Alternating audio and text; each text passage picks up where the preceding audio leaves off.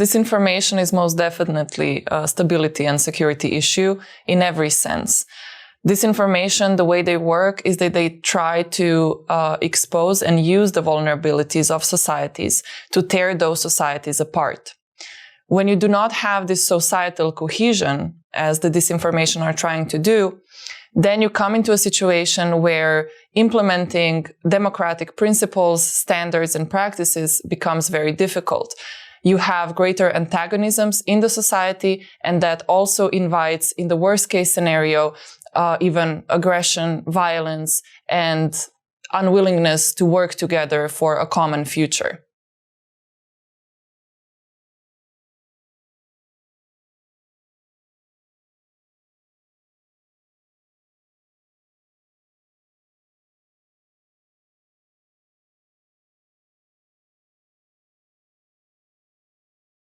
So Center for European Perspective is an institution that was established by the Ministry of Foreign and European Affairs of Slovenia. We have since then grown considerably, and we are now implementing a vast number of projects, quite successful ones. We have, with our hard work, proven that we are trustworthy, and because of that, we have had a lot of projects coming in. So we do projects in regional cooperation, in peace and security, in strategic communications, and of course the flagship Bled Strategic Forum, which is very well known in this part of the world, and it's really something that we as Center for European Perspective and as Slovenia are really proud of. So I will not go into too much detail about the other projects. You can check out our website and learn more about them. They're definitely very interesting. But when it comes to strengthening societal resilience and countering disinformation in the Western Balkans, it is a very ambitious project that has been running since 2020. What we are trying to do, so the overarching aim of the project is to get the government, the media, and the civil society organizations to work together to maintain a dialogue and to eventually come to a point where they can together establish national mechanisms for the fight against disinformation.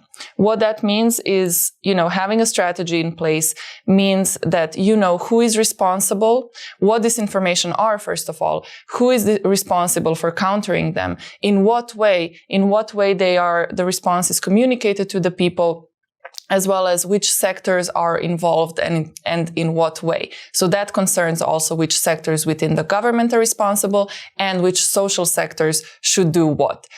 It is a very long-term project. It's very ambitious in the current context of the Western Balkans, but we are trying our best, and I'm happy to say that North Macedonia has been doing really well in this area, especially compared to the other Western Balkan partners, but we hope that also in those countries we will soon see some progress as the project progresses. I would also just like to mention another project that has been very successful and that is complementary to the project that I just described, and that is the European Digital Diplomacy Exchange. This is a project that is focused on the proactive strengthening of social resilience to disinformation through successful strategic communications of governments to the societies in order to inoculate societies when it comes to disinformation. This project has been running for 6 years now, and it has truly been a very successful one, and it doesn't include only the Western Balkans, but also the Eastern Partnership countries, the Baltics, and the US and Canada, I believe. Yes, and Canada has recently joined as well.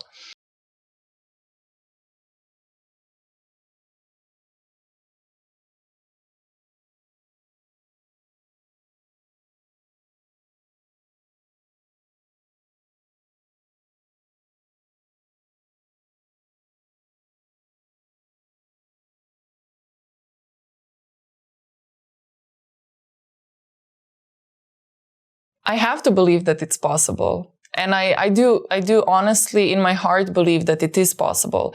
I think it takes time. I think it takes a lot of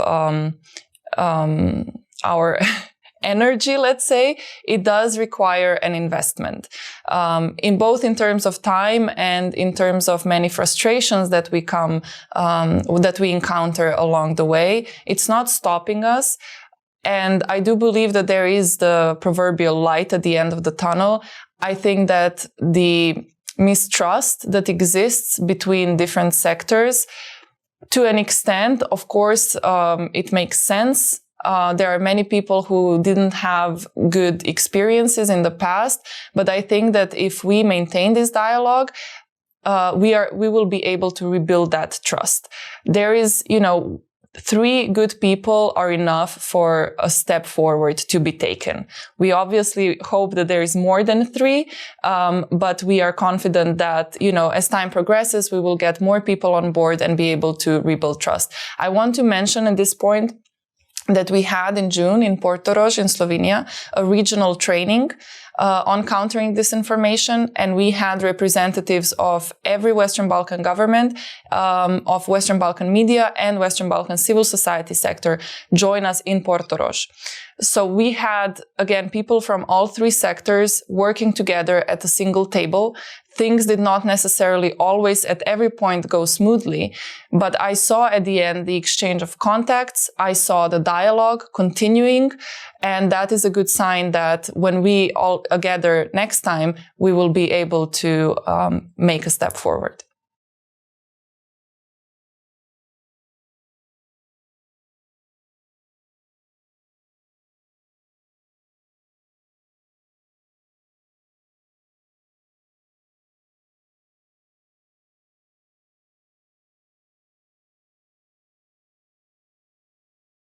So the publication, the most recent publication that Center for European Perspective published in the framework of the project Strengthening Societal Resilience and Countering Disinformation in the Western Balkans, has really shown in no uncertain terms that disinformation are very much present in all of the Western Balkan countries, and that they have incredibly harmful effects on the societies in its entirety. So what I mean by that is that disinformation are part of larger influence campaigns. That means that they're not targeting only the information space, but the information space is only one piece of the puzzle of influence campaigns. It affects the economy, it affects diplomacy, it affects relations with our Euro-Atlantic partners.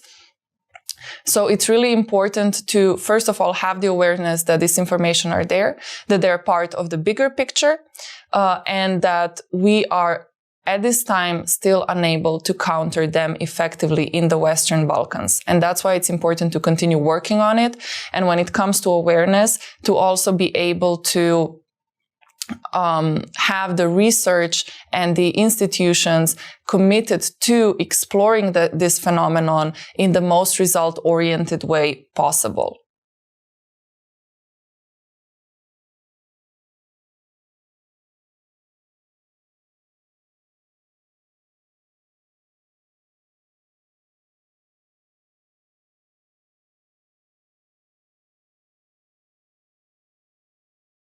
Our project does not deal with youth specifically. However, youth are a part of society, and obviously we look at that as well. Many times when we have conversations with our partners, this is something that pops up. Youth are as vulnerable as every other part of society, but in a different way.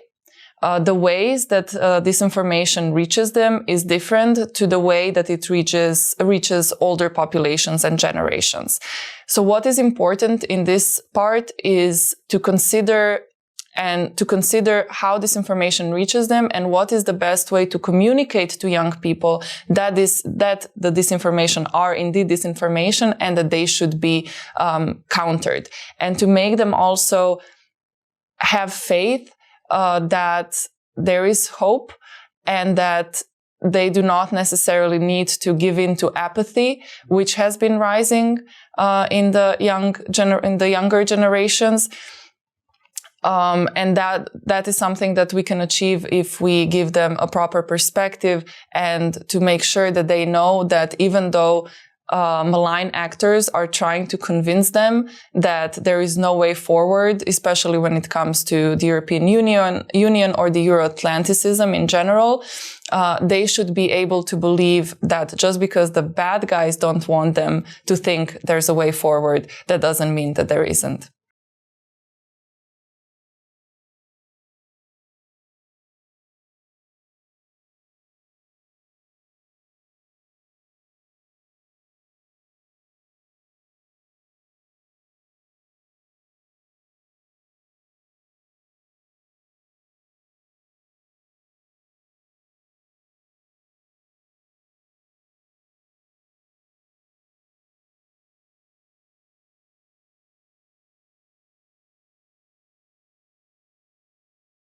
I am not an expert on artificial intelligence. However, the way we look at it is that it is a new technology, a new and developing technology.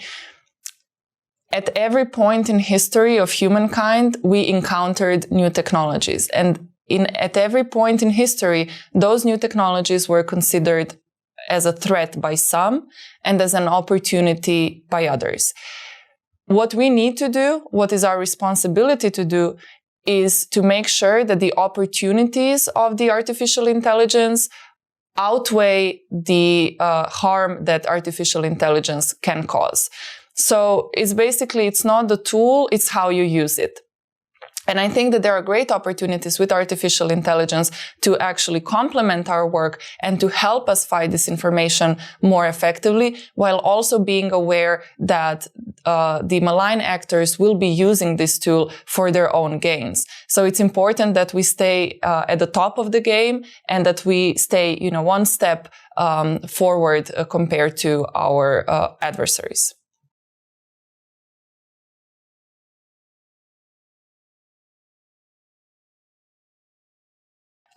So regarding how we could help the youth be more resilient to disinformation, as I mentioned, we need to understand that generations function differently and they have their own challenges. So whereas for older generations, the use of the digital sphere might be a challenge in and of itself, and it's important that older generations are taught how to navigate the digital sphere and to explain to them that not everything that's written online is true. Younger generations don't necessarily have this problem. Younger generations have been brought up with, the tablets and computers and smartphones. They know how to navigate that space. They probably know how to do that better than the Generation X or even millennials can.